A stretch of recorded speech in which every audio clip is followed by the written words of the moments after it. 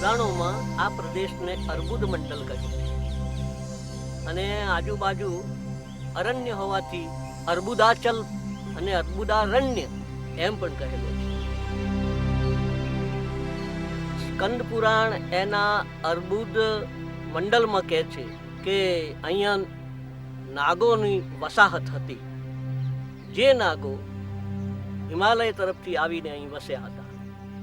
આ નાગ લોકોને મને એમ લાગે છે કે એટલા માટે આ પ્રદેશમાં આવીને વસવું પડ્યું કે આર્યો અને નાગો વચ્ચે સંઘર્ષ ચાલતો હતો અને એ સંઘર્ષના પરિણામે એમના આધિપત્ય નીચે જે પ્રદેશો હતા એ પ્રદેશો આર્યોએ છીનવી લીધા અને પરિણામે એ નાગો ધીરે ધીરે દક્ષિણ તરફ ગુજરાત, સૌરાષ્ટ્ર, કચ્છ અને એમ દક્ષિણમાં એમણે રાજ્યો સ્થાપ્યા.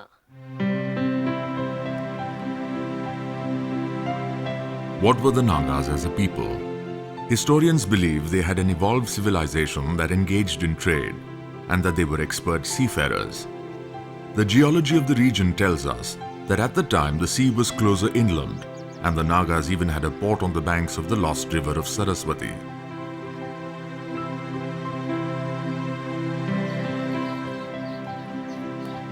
Archaeological evidence reveals that the Nagas had a settled society with a rich variety of cultural artifacts. The Nagas were worshippers of Shiva and are said to have built an imposing temple in his honor. The Pataleshwar temple still stands and today is one of Palanpur's key landmarks. The Naga symbol is prominent on the temple spire.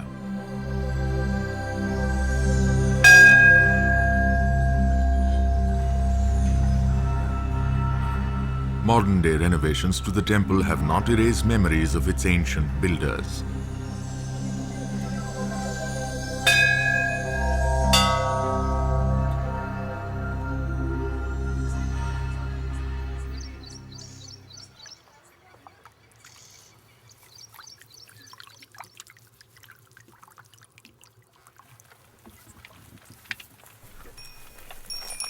It was inevitable that such a rich and fertile land would attract the attention of neighboring kings. The Nagas were overrun by the Mauryas in the 4th or 5th century BC and Arbudachal came under Mauryan rule.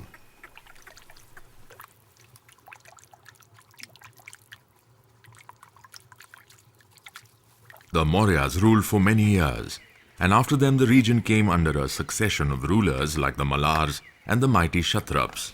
The great Chinese pilgrim and traveller Xuanzang writes about Arbudachal as a well-known pilgrim center.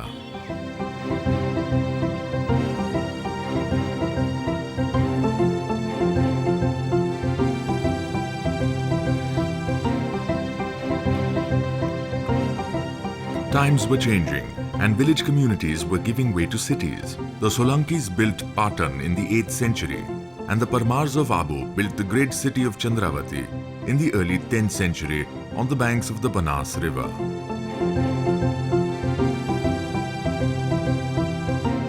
Today, the ruins of the city lie forgotten and unattended. But travelers in earlier times write about its magnificent buildings and bustling markets.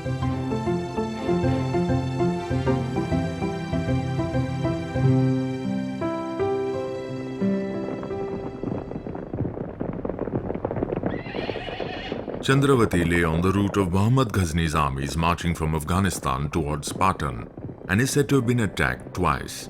Perhaps this prompted Prahladan, brother of Chandravati's ruler Dharavarsh, to set out in the 12th century AD to build a new city on the plains to the southwest. Prahladan named the new city Prahladanpur after himself, which in contemporary times became Palanpur.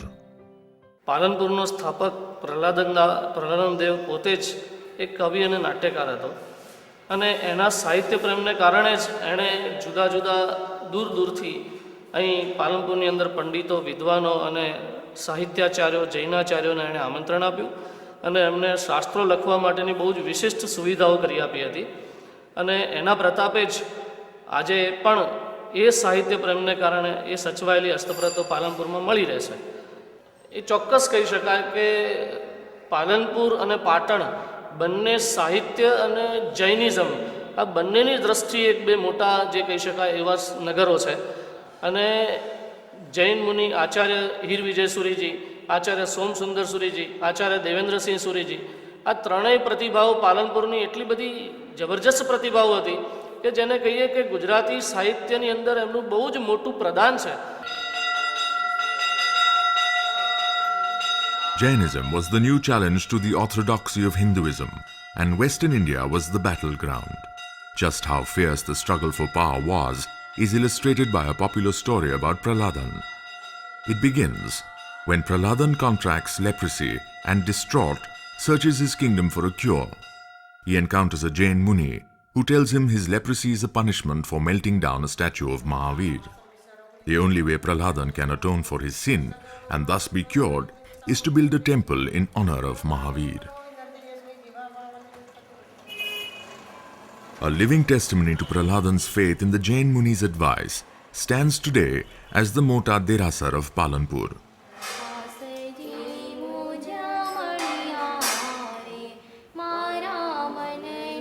Though Prahladan himself never converted to Jainism, Prahladanpur came to be known as a haven for Jains.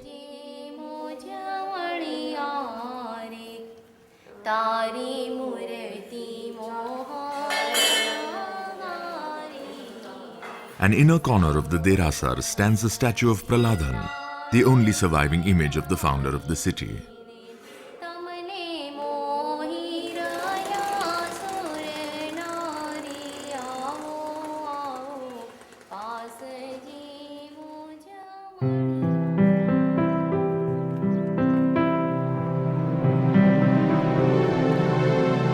The Aravlis were no longer a barrier against the new powers that were emerging in the north and northwest. Wave after wave of invaders swept down, attracted by the wealth and prosperity of the region. Muhammad Ghazni was followed by Muhammad Ghori, and then by Qutubuddin Aibak of the famed slave dynasty of Delhi. The Khiljis came after, and they stayed behind to administer the territory as their own. In 1572, the Mughal Emperor Akbar himself conquered Gujarat, and Palanpur became a part of the Mughal Empire. Akbar gave a foster sister in marriage to a Nawab of the kingdom of Jalore in Rajasthan, and as a wedding gift gave the Jalori Nawab the territory of Palanpur. This was the beginning of a remarkable period in the history of Palanpur.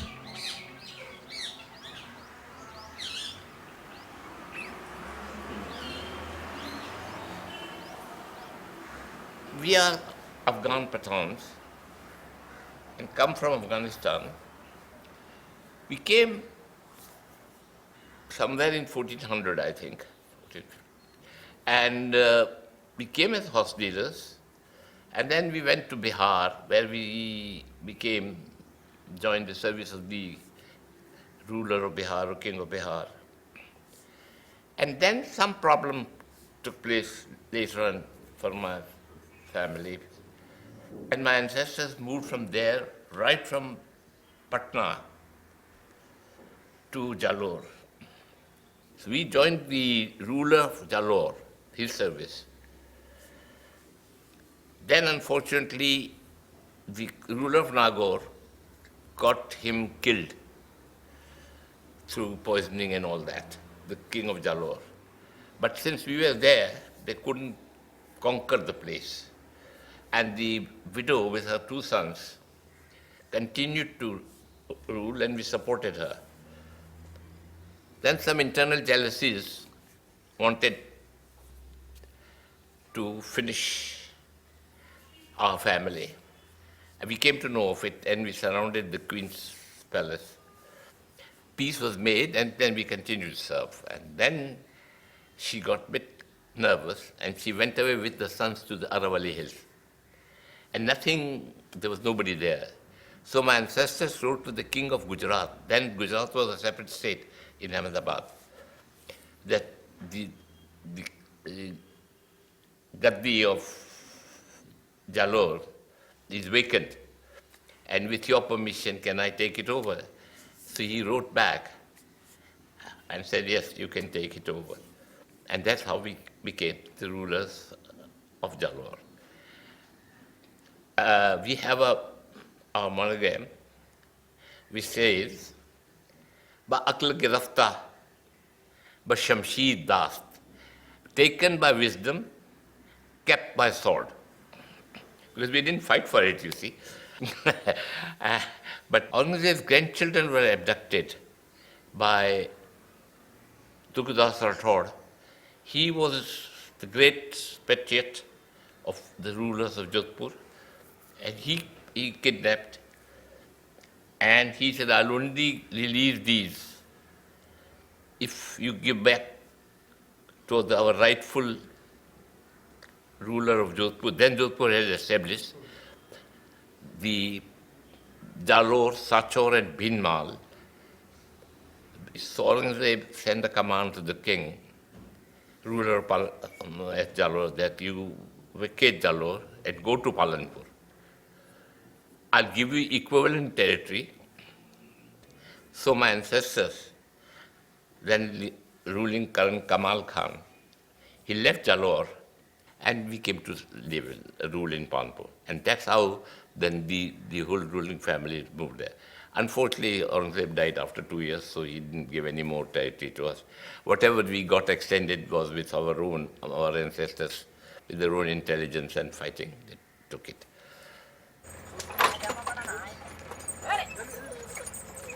In 1616, 85 years after Akbar gifted them Palanpur, the Nawabs of Jalore moved in. It was a big exodus. Hundreds of people moved with the Nawabs. Nobles, officials, craftsmen, farmers, traders and administrators. The Jalori Nawabs established themselves quickly and ruled Palanpur for the next 350 years.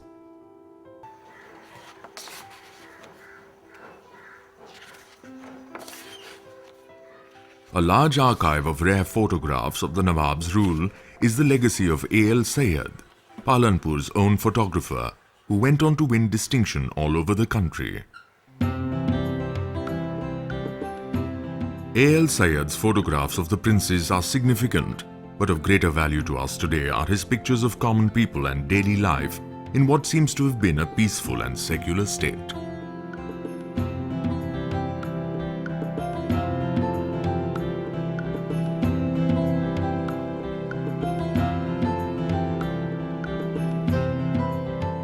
The Nawabs hosted official celebrations of both Muslim and Hindu festivals. Nobles and ordinary folk participated in ceremonial processions through the city on the occasions of Eid and Dasera. Diwali was also celebrated.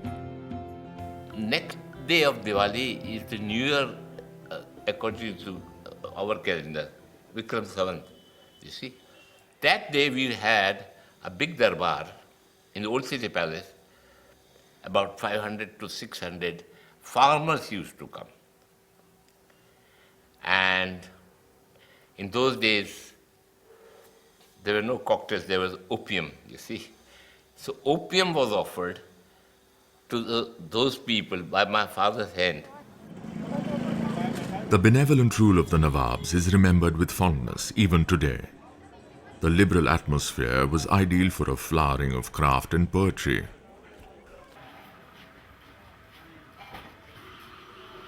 Palanpuri attars were famous for their delicate fragrance, and the state became well known for Gujarati ghazals and poetry, and threw up literary figures such as Shunya and Saif Palanpuri and Chandrakant Pakshi. જ્યાં સુધી પાલનપુરનો ઉલ્લેખ ન થાય ત્યાં સુધી ગઝલનો ઇતિહાસ અધૂરો છે એમ હવે તો દાવાની સાથે આપણે કહી શકીએ. મોતની તાકાત શી મારી શકે, જિંદગી તારો ઇશારો જોઈએ ને જેટલે ઊંચે જવું હો માનવી તેટલા ઉન્નત વિચારો જોઈએ. આવી ઉન્નત કવિતા કરનાર શૂન્ય પાલનપુરી, મૂળ નામ એમનું અલી ખાન ઉસ્માન ખાન બલોચ, એ હિઝ હાઇનેસ નવાબજાદા ઇકબાલ મોહમ્મદ ખાનજીના સાથી તરીકે પણ રહ્યા અને તેમના સમયથી એમણે પોતાના નામની આગળ નવાબ સાહેબના કહેવાથી જ, ઇકબાલ મોહમ્મદ ખાનજીના કહેવાથી જ પોતાના નામની સાથે પાલનપુરી શબ્દ જોડ્યો. આખો ઇતિહાસ જ જોઈએ તો સર્વશ્રેષ્ઠ નવાબ તરીકે અત્યારે જે છેલ્લા તાલે મોહમ્મદ ખાનજી હતા ને, એમના પિતા શ્રી શેર મોહમ્મદ ખાનજીએ સારો વહીવટ આપ્યો છે.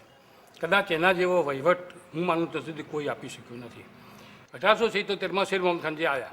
એ શેર મોહમ્મદ ખાનજી જ્યારે આવ્યા ત્યારે એમની પાસે રાજ્યની વાર્ષિક આવક 3 લાખ રૂપિયા હતી, માત્ર 3 લાખ રૂપિયા. અને એ 3 લાખ રૂપિયામાંથી 50,000 એમને ગાયકવાડ સરકારને આપવા પડતા. એટલે એમની જે મૂડીની અંદર ને એ વહીવટની અંદર એમને જે વિચાર કર્યા એમાં એમને લોકોના વિચારો ખૂબ કર્યા. ગરીબો અને નિર્ધારદાર માણસો હતા, જે લોકોને ખાવા પીવાની તકલીફ હતી, એ લોકોને માટે કંઈ 50,000 રૂપિયા ખર્ચી ને એક મોતાજખાનું બનાવ્યું. ત્યાં જમવાની સુઈ રહેવાની વ્યવસ્થા એ લોકો માટે કરી. એમના સમયમાં દુષ્કાળ ખૂબ પડ્યો. એ દુષ્કાળ ખૂબ પડ્યો એટલે એમને એ વખતે 3,000 કૂવાઓ પાલનપુરમાં ખોદાડ્યા. ખેડૂતોને વગર વ્યાજની લોન આપી. એ જમાનાની અંદર વગર વ્યાજની લોન આપીને ખેડૂતોની પાસે કૂવા કરાવ્યા. The Palanpur High School, one of the oldest schools in Gujarat, was established and scholarships were made available to talented students. The George V Club was set up to encourage sport, and the Goodfellow Hospital, now called the Civil Hospital, gave common people access to healthcare. એમને આ રીતે પાલનપુરના વિકાસમાં દરેકે દરેક ક્ષેત્રે એમને રસ લીધો. બહુ ઊંચી આવકે એમને આ રસ લીધો. When the Jalori Nawabs moved to Palanpur, they were accompanied by a group of Jain families. Originally Kshatriya Rajputs from Rajasthan, these families had come under the influence of Jain Munis and become ardent followers of Jainism. The Jains found patronage under the Nawabs, and their relationship evolved into one of mutual interest and respect. Palanpur શહેરમાં દરેક જૈનોના ઘરમાં એક German સિલ્વરનો થાળ રહેતો, મોટો German સિલ્વરનો થાળ રહેતો. સાંજના ટાઈમે બધા જૈનો ભેગા બેસીને એક જ થાળમાં જમતા હતા. અમારા ત્યાં સાસુ વહુ નણંદ ભોજાઈ બધા એક જ થાળમાં જમતા હતા. મુસ્લિમો પણ એ જ રીતે, હજી મુસ્લિમો તો જમે જ છે, પણ એ જૈનોમાં પણ આ પરિસ્થિતિ હતી. આ પાલનપુરનું રાજ્ય આખું જાણે એ રીતે જ સંકળાયેલું હતું. એમ એક જમાનો એવો હતો કે લગભગ 600 ઘર જૈનોના, સ્થાનકવાસીના 600 ઘર દેરાવાસી, અને એક મોટું સંકુલ ઊભું થયું. 18,000ની વસ્તીમાં 6,000 જૈનો, આપ સમજી શકો છો, 10,000 હિન્દુઓ અને ફક્ત 2,000 મુસ્લિમો હતા. એટલે વહીવટની દ્રષ્ટિએ જૈનોનો બહુ જબરજસ્ત પ્રભાવ અહીંયા રહ્યો.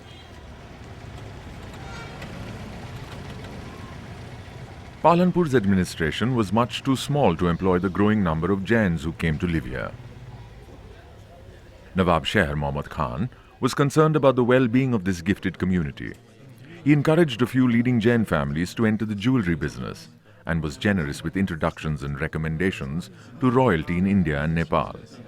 Palanpuri Jains went on to become the leaders in the international diamond trade. Men, women and children of all communities and classes in India joined together and proclaimed their determination to win liberty. In India, the wave of anti-colonial sentiment and nationalist fervor fueled the struggle for independence. Echoes of this movement were heard in Palanpur, but Nawab Tale Muhammad Khan had the foresight to anticipate the inevitable. It was in this readiness to નવાબ સાહેબને ખબર પડે કે ગાંધીજી આજે દિલ્હીથી અમદાવાદ જવાના છે અને આ ટ્રેનમાં જવાના છે, તો પોતે માવલ જઈ અગાઉથી ત્યાં સ્ટેશન પર ઊભા રહે. એ થર્ડ ક્લાસમાં મુસાફરી કરતા હતા ગાંધીજી. એની સાથે એ બેસે, એમની સાથે એમના બીજા માણસો બેસે અને ધારેવાડા ઉતરી જાય ત્યાં સુધી આખા આપણે સ્વરાજ કેવી રીતે મેળવવું, શું કરવું એની વાતચીત કરે.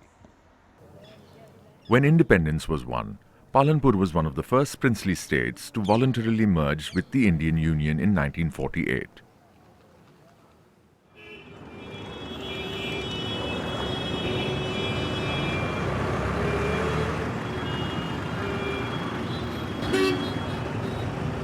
Today, Palanpur has spread beyond the walled city to embrace modernity. The city struggles to cope with the consequences of rapid and often unplanned growth. New migrants from villages and towns around are reshaping its destiny. Over the years, it has become a center for medical services, attracting a large floating population of almost 8,000 people who come every day to Palanpur for medical treatment. અત્યારે પાલનપુરમાં 200 ઉપર ડૉક્ટરો છે. લગભગ 65-66થી ડૉક્ટરો શરૂ થયા અને એ ધીમે ધીમે વધતા વધતા અત્યારે તો લગભગ 200 ઉપર ડૉક્ટરો છે અને દરેક ડૉક્ટરની સાથે એક દવાની દુકાન છે. આખા ડિસ્ટ્રિક્ટમાં અને ખાસ કરીને તો રાજસ્થાનમાં ડૉક્ટરની વ્યવસ્થા બહુ ઓછી છે. પ્રાઇવેટ તો કોઈ છે જ નહીં લગભગ હજી પણ. અત્યારે જીપો ભરી ભરીને ત્યાંથી અહીંયા આવે, ટ્રીટમેન્ટ લે અથવા ઓપરેશન કરાવી અને પાછા ચાલ્યા જાય.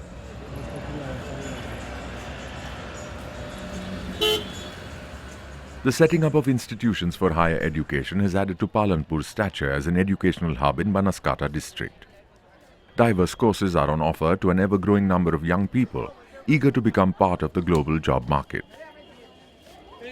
Interestingly, this transformation has been made possible by Palanpuris determined to give back to their hometown. અહીંયા મોટા મોટા કન્સ્ટ્રક્શન પ્રાઇવેટ લિમિટેડ ધરાવે છે. અહીંયા જે લોકો કન્સ્ટ્રક્શનનો બિઝનેસ કરે છે, ડાયમંડનો બિઝનેસ કરે છે, ને જે અહીંના અમારા પાલનપુરના રહેવાસી છે, જે હાલ વિદેશમાં મતલબ કે ફોરેનમાં, બોમ્બેમાં મોટી મોટી કંપનીઓ ધરાવે છે ડાયમંડની, એ લોકો બી અહીંયા પોતાના દાન રૂપે અહીંયા બહુ જ મોટા પ્રમાણમાં દાન કરે છે. એજ્યુકેશન માટે દાન કરે છે, સ્પોર્ટ માટે દાન કરે છે. અહીંયા જે યુવાન છે એમને આગળ વધે એમના માટે બી દાન કરે છે. An important example is the work of the Vidya Mandir Trust, which today has grown into a large educational institution, the best of its kind in Gujarat. Every year, schools run by the trust create a new generation of highly educated and skilled young people.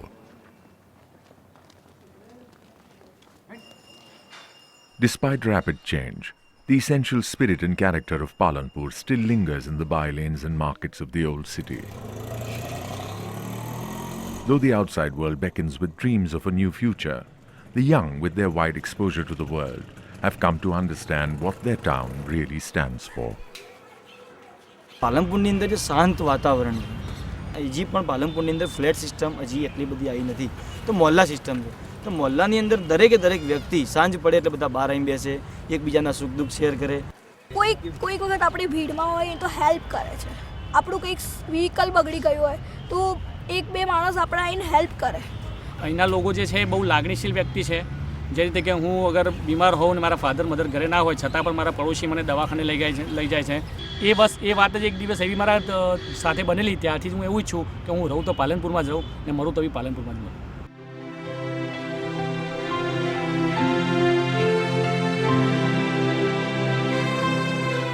કહે છે કોણ આ ધરતી અમારે મન પરાઈ છે, અમારા દેહમાં એની જ તો ખુશ્બુ લપાઈ છે. ખરેખર હવે તો કઈ રંગમાં આવ્યા છે સંબંધો, વતન સાથે અમારે શૂન્ય લોહીની સગાઈ છે.